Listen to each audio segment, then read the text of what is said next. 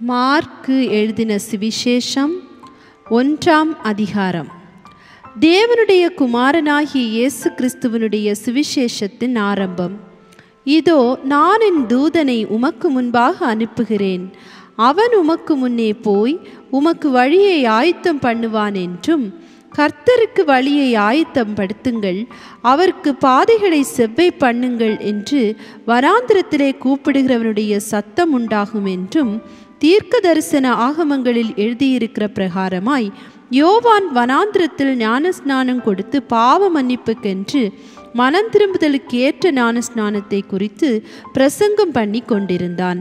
அப்பொழுது யூதேயா தேசத்தார் அனைவரும் எருசலேம் நகரத்தார் யாவரும் அவனிடத்திற்கு போய் தங்கள் பாவங்களை அறிக்கையிட்டு யோர்தான் நதியில் அவனால் ஞானஸ்நானம் பெற்றார்கள்.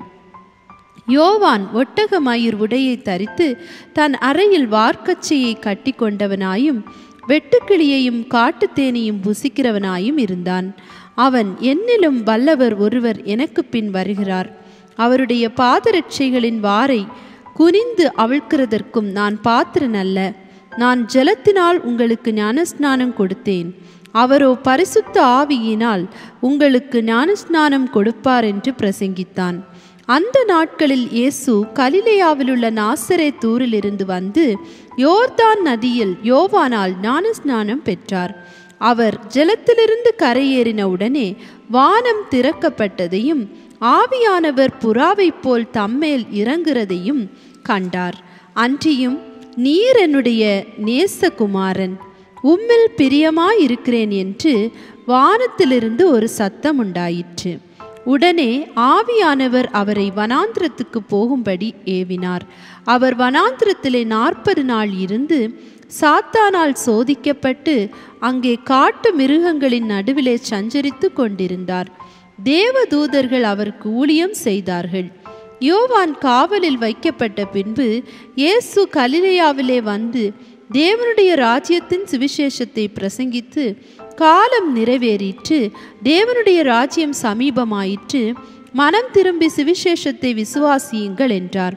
அவர் கலிலேயா கடலோரமாய் நடந்து போகையில் மீன் பிடிக்கிறவர்களாயிருந்த சீமோனும் அவன் சகோதரன் அந்திரேயாவும் கடலில் வலை போட்டு கொண்டிருக்கிற போது அவர்களை கண்டார். இயேசு அவர்களை நோக்கி, என் பின்னே வாருங்கள், உங்களை மனுஷரை பிடிக்கிறவர்களாக்குவேன் என்றார். உடனே அவர்கள் தங்கள் வலைகளை விட்டு அவருக்கு பின் சென்றார்கள். அவர் அவ்விடம் விட்டு சற்று அப்புறம் போன போது செபதேயுவின் குமாரன் யாக்கோபும் அவன் சகோதரன் யோவானும் படவிலே வலைகளை பழுது பார்த்து கொண்டிருக்கிறதை கண்டு உடனே அவர்களையும் அழைத்தார். அப்பொழுது அவர்கள் தங்கள் தகப்பனாகிய செபதேயுவையும் கூலியாட்களோடு படவிலே விட்டு அவருக்கு பின் சென்றார்கள். பின்பு கப்பர்நகூமுக்கு போனார்கள். உடனே அவர் ஓய்வு நாளில் ஜெபாலயத்திலே பிரவேசித்து போதகம் பண்ணினார். அவர் வேதபாரகரை போல போதியாமல் அதிகாரமுடையவராய் அவர்களுக்கு போதித்தபடியினால் அவருடைய போதகத்தை குறித்து ஜனங்கள் ஆச்சரியப்பட்டார்கள். அவர்களுடைய ஜெபாலயத்திலே அசுத்த ஆவி உள்ள ஒரு மனுஷன் இருந்தான்.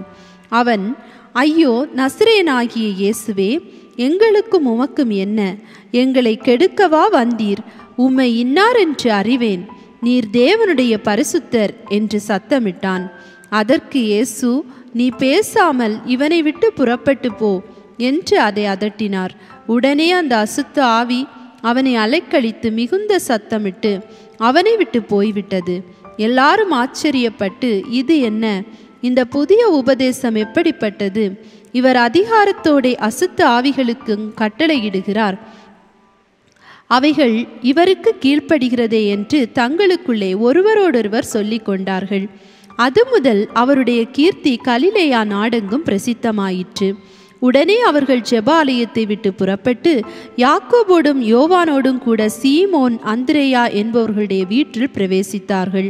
அங்கே சீமோனுடைய மாமி ஜுரமாய் கிடந்தாள். உடனே அவர்கள் அவளை குறித்து அவருக்கு சொன்னார்கள். அவர் கிட்ட போய் அவள் கையை பிடித்து அவளை தூக்கிவிட்டார். உடனே ஜுரம் அவளை விட்டு நீங்கிற்று. அப்பொழுது அவள் அவர்களுக்கு பணிவிடை செய்தாள். சாயங்காலமாகி சூரியன் அஸ்தமித்த போது சகல பிணியாளிகளையும் பிசாசு பிடித்தவர்களையும் அவரிடத்தில் கொண்டு வந்தார்கள். பட்டணத்தார் எல்லாரும் வீட்டு வாசலுக்கு முன்பாக கூடி வந்தார்கள். பலவிதமான வியாதிகளினால் உபத்திரவப்பட்டிருந்த அநேகரை அவர் சொஸ்தமாக்கி அநேகம் பிசாசுகளையும் துரத்திவிட்டார். அந்த பிசாசுகள் தம்மை அறிந்திருக்கிறபடியால் அவைகள் பேசுகிறதற்கு அவர் இடம் கொடுக்கவில்லை. அவர் அதிகாலையில் இருட்டோടെ எழுந்து புறப்பட்டு வனாந்திரமான ஓரிடத்திற்கு போய் அங்கே ஜெபம் பண்ணினார். சீமோனும் அவனோடு இருந்தவர்களும் அவரை பின்தொடர்ந்து போய் அவரை கண்டபோது, உம்மை எல்லாரும் தேடுகிறார்களே என்று சொன்னார்கள்.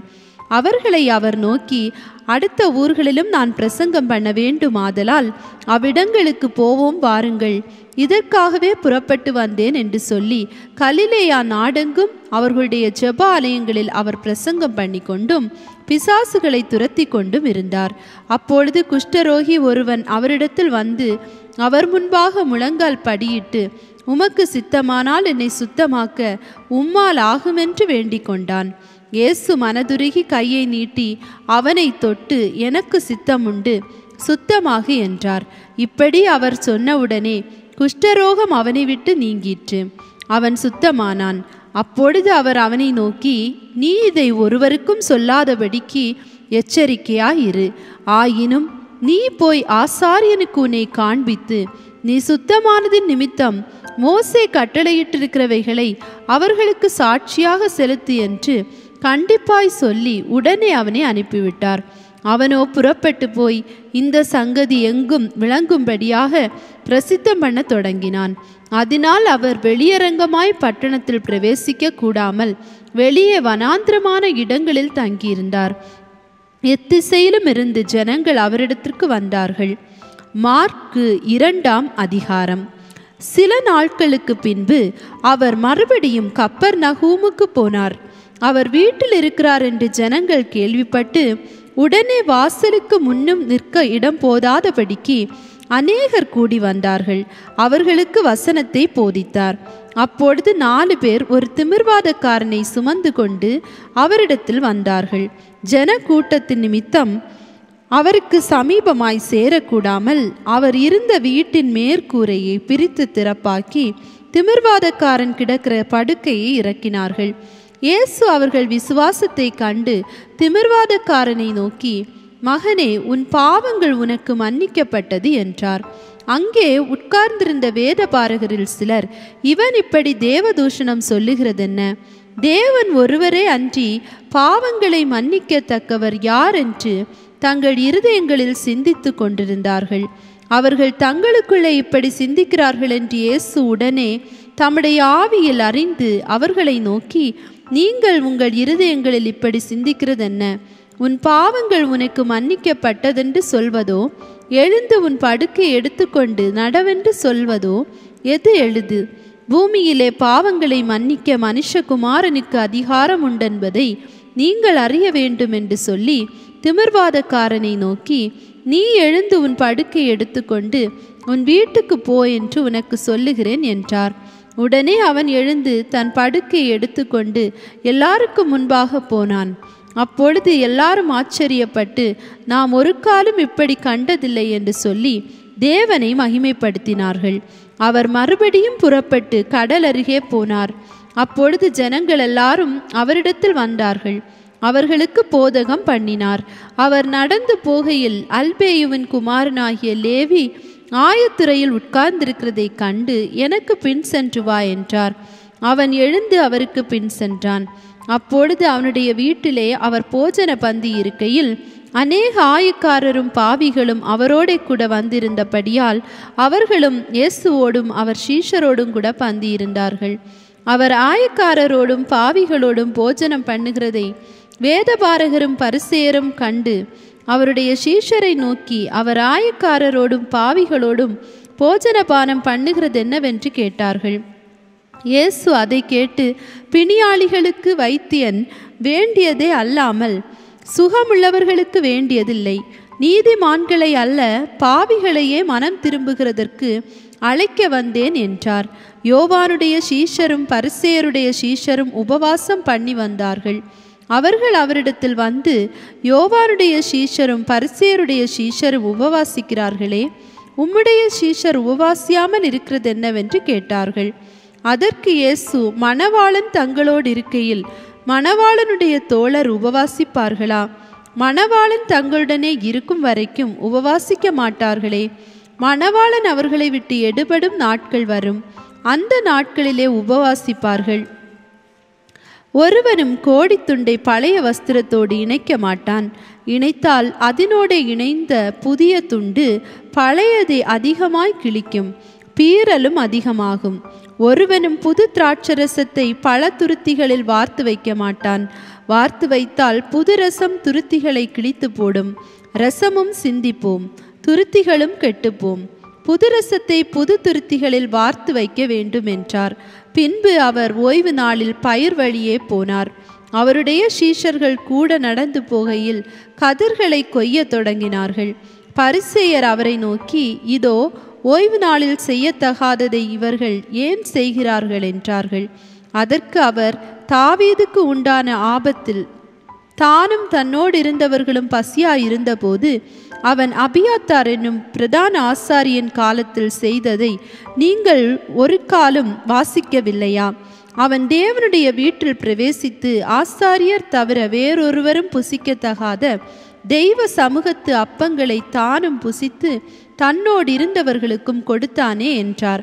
பின்பு அவர்களை நோக்கி, மனுஷன் ஓய்வு நாளுக்காக உண்டாக்கப்படவில்லை, ஓய்வு நாள் மனுஷனுக்காக உண்டாக்கப்பட்டது. ஆகையால் மனுஷகுமாரன் ஓய்வு நாளுக்கும் ஆண்டவராய் இருக்கிறார் என்றார். மார்க்கு 3ஆம் அதிகாரம். மறுபடியும் அவர் ஜெபாலயத்தில் பிரவேசித்தார். அங்கே சூம்பின கையை உடைய ஒரு மனுஷன் இருந்தான். அவர் ஓய்வு நாளில் அவனை சொஸ்தமாக்கினால் அவர் பேரில் குற்றம் சாட்டலாம் என்று அவர் மேல் நோக்கமாயிருந்தார்கள். அப்பொழுது அவர் சூம்பின கையை உடைய மனுஷனை நோக்கி, எழுந்து நடுவே நில் என்று சொல்லி அவர்களை பார்த்து, ஓய்வு நாட்களில் நன்மை செய்வதோ தீமை செய்வதோ ஜீவனை காப்பதோ அழிப்பதோ எது நியாயம் என்றார். அதற்கு அவர்கள் பேசாமல் இருந்தார்கள். அவர்களுடைய இருதய கண்ணத்து நிமித்தம் அவர் விசனப்பட்டு கோபத்துடனே சுற்றிலும் இருந்தவர்களை பார்த்து அந்த மனுஷனை நோக்கி, உன் கையை நீட்டு என்றார். அவன் நீட்டினான். அவன் கை மறு கையை போல சொஸ்தமாயிற்று. உடனே பரிசேயர் புறப்பட்டு போய் அவரை கொலை செய்யும்படி அவருக்கு விரோதமாய் ஏரோதியாரோடே கூட ஆலோசனை பண்ணினார்கள். இயேசு தம்முடைய சீஷர்களோடு அவ்விடம் விட்டு கடலோரத்துக்கு போனார். கலிலேயாவிலும் யூதேயாவிலும் எருசலேமிலும் இதுமேயாவிலும் யோர்தானுக்கு அக்கறையிலும் இருந்து திரளான ஜனங்கள் வந்து அவருக்கு பின் சென்றார்கள். அல்லாமலும் தீரு சீதோன் பட்டணங்களின் திசைகளிலும் இருந்து திரளான ஜனங்கள் அவர் செய்த அற்புதங்களை குறித்து கேள்விப்பட்டு அவரிடத்தில் வந்தார்கள். அவர் அநேகரை சொஸ்தமாக்கினார். நோயாளிகள் எல்லாரும் அதை அறிந்து அவரை தொட வேண்டும் என்று அவரிடத்தில் நெருங்கி வந்தார்கள். ஜனங்கள் திரளாய் இருந்தபடியால் அவர்கள் தம்மை நெருங்காதபடிக்கு தமக்காக ஒரு படவை ஆயத்தம் பண்ண வேண்டும் என்று தம்முடைய சீஷர்களுக்கு சொன்னார். அசுத்த ஆவிகளும் அவரை கண்டபோது அவர் முன்பாக விழுந்து, நீர் தேவனுடைய குமாரன் என்று சத்தமிட்டன. தம்மை பிரசித்தம் பண்ணாதபடி அவைகளுக்கு கண்டிப்பாய் கட்டளையிட்டார். பின்பு அவர் ஒரு மலையின் மேல் ஏறி தமக்கு சித்தமானவர்களை தம்மிடத்தில் வரவழைத்தார். அவர்கள் அவரிடத்தில் வந்தார்கள். அப்பொழுது அவர் 12 பேரை தெரிந்து கொண்டு அவர்கள் தம்மோடே கூட இருக்கவும் பிரசங்கம் பண்ணும்படியாக தாம் அவர்களை அனுப்பவும் வியாதிகளை குணமாக்கி பிசாசுகளை துரத்தும்படி அவர்கள் அதிகாரம் உடையவர்களாய் இருக்கவும் அவர்களை ஏற்படுத்தினார். அவர்கள் யாரெனில், சீமோன், இவனுக்கு பேதுரு என்கிற பெயரிட்டார், செபதேயுவின் குமாரனாகிய யாக்கோபு, யாக்கோபின் சகோதரனாகிய யோவான், இவ்விருவருக்கும் இடிமுழக்கம் மக்கள் என்று அர்த்தம் கொள்ளும் பவனக்கேஸ் என்கிற பெயரிட்டார். அந்திரேயா, பிலிப்பு, பர்த்தலேமேயு, மத்தேயு, தோமா, அல்பேயுவின் குமாரன் யாக்கோபு, ததேயு, கானானியன் ஆகிய சீமோன், அவரை காட்டிக் கொடுத்த யூதாஸ் காரியோத் என்பவர்களே. பின்பு வீட்டுக்கு போனார்கள். அங்கே அவர்கள் சாப்பிடுவதற்கும் சமயமில்லாதபடிக்கு அநேக ஜனங்கள் மறுபடியும் கூடி வந்தார்கள். அவருடைய இனத்தார் இதை கேட்டபோது அவர் மதிமயங்கி இருக்கிறார் என்று சொல்லி அவரை பிடித்து கொள்ளும்படி வந்தார்கள். எருசலேமிலிருந்து வந்த வேதபாரகர், இவன் பெயல்செபூலை கொண்டிருக்கிறான், பிசாசுகளின் தலைவனாலே பிசாசுகளை துரத்துகிறான் என்றார்கள். அவர்களை அவர் அழைத்து உவமைகளாய் அவர்களுக்கு சொன்னதாவது, சாத்தானை சாத்தான் துரத்துவது எப்படி? ஒரு ராஜ்யம் தனக்குத்தானே விரோதமாக பிரிந்திருந்தால் அந்த ராஜ்யம் நிலை நிற்க மாட்டாதே. ஒரு வீடு தனக்குத்தானே விரோதமாக பிரிந்திருந்தால் அந்த வீடு நிலை நிற்க மாட்டாதே. சாத்தான் தனக்குத்தானே விரோதமாக எழும்பி பிரிந்திருந்தால் அவன் நிலை நிற்கப்படாமல் அழிந்து போவானே. பலவானை முந்தி கட்டினால் ஒழிய ஒருவனும் பலவானுடைய வீட்டுக்குள் புகுந்து அவன் உடைமைகளை கொள்ளையிடக்கூடாது. கட்டினானே ஆகில் அவன் வீட்டை கொள்ளையிடுவான். மெய்யாகவே நான் உங்களுக்கு சொல்லுகிறேன், மனுஷர்கள் செய்யும் எல்லா பாவங்களும் அவர்கள் தூஷிக்கும் எந்த தூஷணமும் அவர்களுக்கு மன்னிக்கப்படும். ஒருவன் பரிசுத்த ஆவிக்கு விரோதமாக தூஷணம் சொல்வானாகில் அவன் என்றென்றைக்கும் மன்னிப்படையாமல் நித்திய ஆக்கினைக்குள்ளாய் இருப்பான் என்றார். அசுத்த ஆவியை கொண்டிருக்கிறவன் என்று அவர்கள் சொன்னபடியினாலே அவர் இப்படி சொன்னார். அப்பொழுது அவருடைய சகோதரரும் தாயாரும் வந்து வெளியே நின்று அவரை அழைக்கும்படி அவரிடத்தில் ஆள் அனுப்பினார்கள்.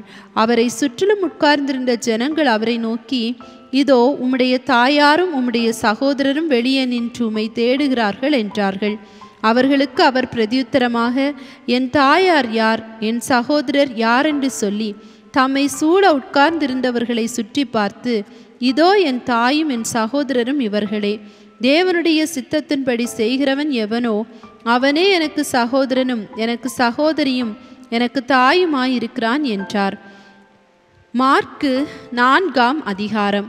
அவர் மறுபடியும் கடலோரத்திலே போதகம் பண்ண தொடங்கினார். திரளான ஜனங்கள் அவரிடத்தில் கூடி வந்தபடியால் அவர் கடலிலே நின்ற ஒரு படவிலேறி உட்கார்ந்தார். ஜனங்கள் எல்லாரும் கடற்கரையில் நின்றார்கள். அவர் அநேக விசேஷங்களை உவமைகளாக அவர்களுக்கு போதித்தார். போதிக்கிற பொழுது அவர்களுக்கு சொன்னது, கேளுங்கள், விதைக்கிறவன் ஒருவன் விதைக்க புறப்பட்டான். அவன் விதைக்கையில் சில விதை வழி அருகே விழுந்தது. ஆகாயத்து பறவைகள் வந்து அதை பட்சித்து போட்டது. சில விதை அதிக மண்ணில்லாத கற்பாறை நிலத்தில் விழுந்தது. அதற்கு ஆழமான மண்ணில்லாததினாலே சீக்கிரத்தில் முளைத்தது. வெயில் ஏறின போதோ தீந்து போய் வேறில்லாமையால் உலர்ந்து போயிற்று. சில விதை முள்ளுள்ள இடங்களில் விழுந்தது. முள் வளர்ந்து அது பலன் கொடாதபடி அதை நெருக்கி போட்டது. சில விதை நல்ல நிலத்தில் விழுந்து ஓங்கி வளர்கிற பயிராகி 1 30, 1 60, 1 100 பலன் தந்தது. கேட்கிறதற்கு காதுள்ளவன் கேட்க கடவன் என்று அவர்களுக்கு சொன்னார். அவர் தனித்திருக்கிற போது 12 கூட அவரை சூழ்ந்திருந்தவர்கள் இந்த உவமையை குறித்து அவரிடத்தில் கேட்டார்கள். அதற்கு அவர், தேவனுடைய ராஜ்யத்தின் இரகசியத்தை அறியும்படி உங்களுக்கு அருளப்பட்டது. புறம்பே இருக்கிறவர்களுக்கோ இவைகளெல்லாம் உவமைகளாக சொல்லப்படுகிறது. அவர்கள் குணப்படாதபடிக்கும் பாவங்கள் அவர்களுக்கு மன்னிக்கப்படாதபடிக்கும் அவர்கள் கண்டும் காணாதவர்களாகவும் கேட்டும் உணராதவர்களாகவும் இருக்கும்படி இப்படி சொல்லப்படுகிறது என்றார். பின்பு அவர் அவர்களை நோக்கி, இந்த உவமையை நீங்கள் அறியவில்லையா? அறியாவிட்டால் மற்ற உவமைகளை எல்லாம் எப்படி அறிவீர்கள்? விதைக்கிறவன் வசனத்தை விதைக்கிறான். வசனத்தை கேட்டவுடனே சாத்தான் வந்து அவர்கள் இருதயங்களில் விதைக்கப்பட்ட வசனத்தை எடுத்து போடுகிறான். இவர்களே வசனம் விதைக்கப்படுகிற வழியருகானவர்கள். அப்படியே வசனத்தை கேட்டவுடனே அதை சந்தோஷத்தோடு ஏற்றுக்கொண்டும் தங்களுக்குள்ளே வேர்கொள்ளாதபடியால் கொஞ்ச காலம் மாத்திரம் நிலைத்திருக்கிறார்கள். வசனத்தின் நிமித்தம் உபத்திரமும் துன்பமும் உண்டானவுடனே இடரல் அடைகிறார்கள். இவர்களே கற்பாறை நிலத்தில் விதைக்கப்பட்டவர்கள். வசனத்தை கேட்டும் உலக கவலைகளும் ஐஸ்வர்யத்தின் மயக்கமும் மற்றவைகளை பற்றி உண்டாகிற இச்சைகளும் உட்பிரவேசித்து வசனத்தை நெருக்கி போட்டதினால் பலனற்று போகிறார்கள். இவர்களே முள்ளுள்ள இடங்களில் விதைக்கப்பட்டவர்கள். வசனத்தை கேட்டு ஏற்றுக்கொண்டு 1 30, 1 60, 1 100 பலன் கொடுக்கிறார்கள். இவர்களை நல்ல நிலத்தில் விதைக்கப்பட்டவர்கள் என்றார். இன்னும் அவர் அவர்களை நோக்கி, விளக்கை தண்டின் மேல் வைக்கிறதற்கே அன்றி மரக்காலின் கீழாகலும் கட்டலின் கீழாகலும் வைக்கிறதற்கு கொண்டு வருவார்களா? வெளியரங்கமாகாத அந்தரங்கமும் இல்லை, வெளிக்கு வராத மறைப்பொருளும் இல்லை. கேட்கிறதற்கு ஒருவன் காதுள்ளவனாய் இருந்தால் கேட்க கடவன் என்றார். பின்னும் அவர் அவர்களை நோக்கி, நீங்கள் கேட்கிறதை கவனியுங்கள். எந்த அளவினால் அளக்கிறீர்களோ அந்த அளவினால் உங்களுக்கு அளக்கப்படும். கேட்கிற உங்களுக்கு அதிகம் கொடுக்கப்படும். உள்ளவன் எவனோ அவனுக்கு கொடுக்கப்படும், இல்லாதவன் எவனோ அவனிடத்தில் உள்ளதும் எடுத்துக்கொள்ளப்படும் என்றார். பின்னும் அவர் அவர்களை நோக்கி, தேவனுடைய ராஜ்யமானது ஒரு மனுஷன் நிலத்தில் விதையை விதைத்து இரவில் தூங்கி பகலில் விழித்திருக்க அவனுக்கு தெரியாத விதமாய் விதை முளைத்து பயிராகிறதற்கு ஒப்பாயிருக்கிறது. எப்படி என்றால், நிலமானது முன்பு முளையையும் பின்பு கதிரையும் கதிரிலே நிறைந்த தானியத்தையும் பலனாக தானாய் கொடுக்கும். பயிர் விளைந்து அறுப்பு காலம் வந்தவுடனே அறுக்கிறதற்கு ஆட்களை அனுப்புகிறான் என்றார். இன்னும் அவர் அவர்களை நோக்கி, தேவனுடைய ராஜ்யத்தை எதற்கு ஒப்பிடுவோம்? அல்லது எந்த உவமையினாலே அதை திருஷ்டாந்தப்படுத்துவோம்? அது ஒரு கடுகு விதைக்கு ஒப்பாகி இருக்கிறது. அது பூமியில் விதைக்கப்படும் போது பூமியில் உள்ள சகல விதைகளிலும் சிறிதாய் இருக்கிறது. விதைக்கப்பட்ட பின்போ அது வளர்ந்து சகல பூண்டுகளிலும் பெரிதாகி ஆகாயத்து பறவைகள் அதனுடைய நிழலின் கீழ் வந்தடையத்தக்க பெரிய கிளைகளை விடும் என்றார். அவர்கள் கேட்டறியும் திராணிக்கு தக்கதாக அவர் இப்படிப்பட்ட அநேக உவமைகளினாலே அவர்களுக்கு வசனத்தை சொன்னார். உவமைகளினாலே அன்றி அவர்களுக்கு ஒன்றும் சொல்லவில்லை. அவர் தம்முடைய சீஷரோடே தனித்திருக்கும் போது அவர்களுக்கு எல்லாவற்றையும் விவரித்து சொன்னார். அன்று சாயங்காலத்தில் அவர் அவர்களை நோக்கி, அக்கரைக்கு போவோம் வாருங்கள் என்றார். அவர்கள் ஜனங்களை அனுப்பிவிட்டு அவர் படவில் இருந்தபடியே அவரை கொண்டு போனார்கள். வேற படவுகளும் அவரோட கூட இருந்தது. அப்பொழுது பலத்த சுழற்காற்று உண்டாகி படவு நிரம்பத்தக்கதாக அலைகள் அதன் மேல் மோதிற்று. கப்பலின் பின்னணியத்தில் அவர் தலையணையை வைத்து நித்திரையாய் இருந்தார். அவர்கள் அவரை எழுப்பி, போதகரே, நாங்கள் மடிந்து போகிறது உமக்கு கவலை இல்லையா என்றார்கள். அவர் எழுந்து காற்றை அதட்டி கடலை பார்த்து, இறையாதே, அமைதலாய் இரு என்றார். அப்பொழுது காற்று நின்று போய் மிகுந்த அமைதல் உண்டாயிற்று. அவர் அவர்களை நோக்கி, ஏன் இப்படி பயப்பட்டீர்கள்? ஏன் உங்களுக்கு விசுவாசம் இல்லாமற் போயிற்று என்றார். அவர்கள் மிகவும் பயந்து, இவர் யாரோ, காற்றும் கடலும் இவருக்கு கீழ்ப்படுகிறதே என்று ஒருவரோடொருவர் சொல்லிக் கொண்டார்கள்.